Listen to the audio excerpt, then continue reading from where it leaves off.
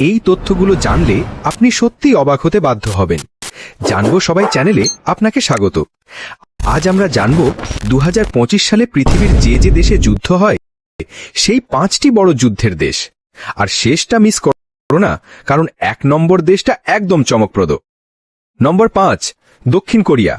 আধুনিক সেনা প্রযুক্তি এবং আঞ্চলিক ক্ষমতার কারণে দক্ষিণ কোরিয়া যুদ্ধের জন্য শক্ত অবস্থানে আছে। নম্বর 4, জাপান। প্রযুক্তি ও রোবোটিক্সে উন্নত জাপান সামরিক ক্ষমতায় এখন অনেক শক্তিশালী। নম্বর 3, ভারত।